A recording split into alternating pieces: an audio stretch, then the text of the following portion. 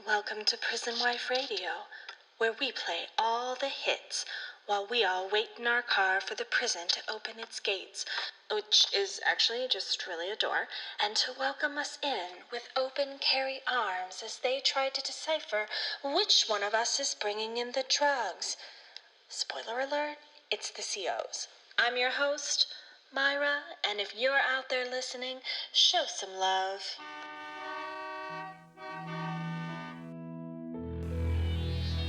There are more than 2 million individuals incarcerated in the U.S. legal punishment system. Prison wives are a lot like military wives, without all the thank yous. I mean, they won't show, right? So we have to tell. The system is most definitely the villain. Your loved one shows up to medical unconscious? They ain't telling He's been you down shit. for 20 years. Yesterday he told me that his sentence had to be recalculated. Their mistake added 2 years. There are more than 2 million individuals incarcerated in the U.S. legal punishment system. This is the story of the people who love them, involved. Listeners, I'm coming to you live outside the work release facility. It has been 3 weeks and 2 days since my husband made it out. Not out, but you know, he's on the front porch, as we say. I will have so much more to say soon about work release, but first, I want to acknowledge all the kind words you have sent me and my husband. We see it all. Or I should say, I see it all and relay it to my husband.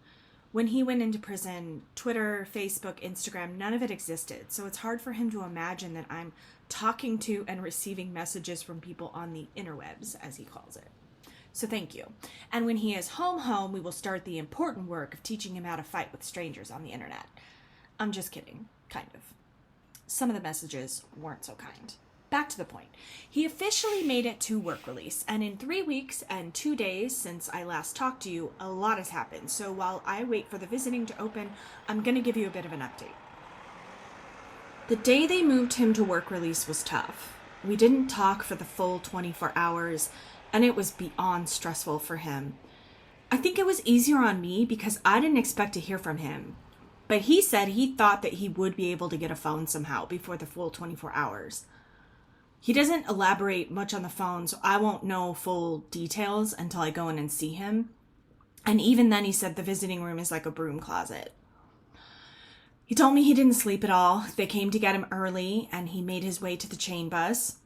When he got to the work release facility, which is 3 blocks away from my office downtown, they processed him in and showed him to his room. He said it was strange to look out his window and see cars driving by. It made him nauseous to see so much movement, but also to see so much color. They had an orientation, and they said that they would be taking a bus to Walmart to get toiletries.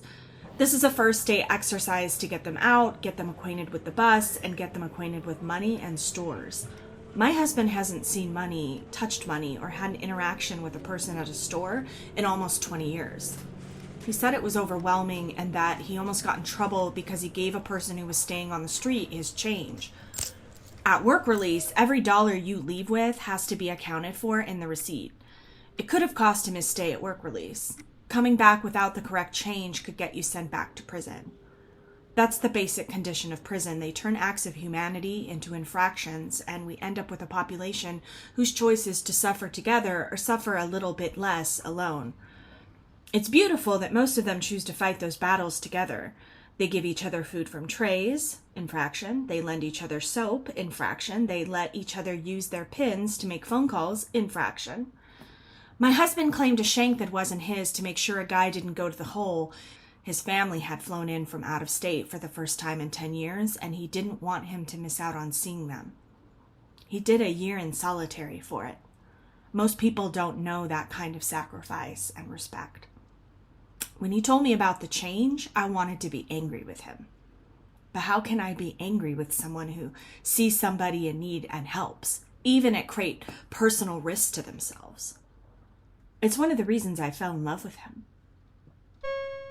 Okay, that's a visit sign. I can go in. More when I get back.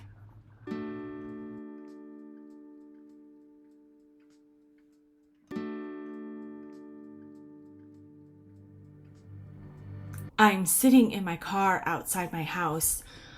I needed to drive and cry before popping back on. He got a job at a granite place, which means he lifts heavy pieces of granite into homes for rich people. He can't believe how much people have. The visiting room is so small. 2 tiny couches. We are right up on each other. He's okay.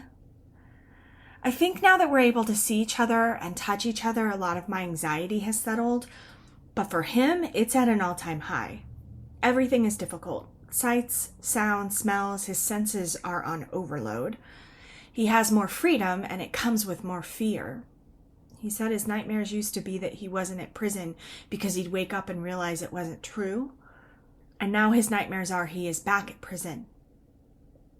You know, I was thinking, I don't know if I ever told you how I met my husband. I was 14. He was sitting in the grass next to me and a couple of my friends. He was watching a softball game, and I was watching him. He had a cut on the fold of his ear, and he was putting blades of grass over it because I guess he didn't have a Band-Aid, and he was making do. It now occurs to me that that image, seared into my memory, perfectly describes his life. He has always lacked the proper resources to take care of himself, and he's always just made do. We started dating a year later, and I fell hard. It was a first love with something extra. We each understood each other. We let go of each other halfway into senior year. The next couple of years, our paths diverged. I was one of the lucky ones who got out. I moved back to my hometown, far away from everything, my family, my friends, and I went to therapy and I started writing. He went to Alaska and worked on a fishing boat to try to escape too. We spent our youth being shuffled between grandmas willing to help out and mothers and fathers unwilling to change habits. Ours was a relationship that understood what the other was talking about. The pain that was communicated in a joke about being left with strangers by your mom at some drug house for the weekend, or seeing your father on the side of the freeway holding a "will work for food" sign and knowing by 8 years old your father was a liar. Only somebody who grew up in my world could laugh at the punchline and make me feel like I was seen and loved for surviving it. Our first love was exactly that. Not just the first time we fell in love, but the first time we felt love from a person who understands what we had been through. Hell. I don't know what is next for us. He'll be at work release for another month and a half, and then he'll come home. If you've been listening from the beginning, I want to say thank you. I know that minds don't change easily, but I hope by the end of this you're ready to fight and become an abolitionist and say, fuck it, burn it all down. Probably not that far. But at the least, I hope you understand a little more about the people who are incarcerated and the people who love them. Next season on Involved, hopefully you'll hear more from the family and less from me. We'll get more into work release, and bring you some of the stories from the family. Brianna, Bill, Tads, Sophie, Malia, marriages, businesses, deaths, life without parole, pardons, interruptions. So make sure you subscribe and you'll be hearing from us soon about next season. Until then, get involved.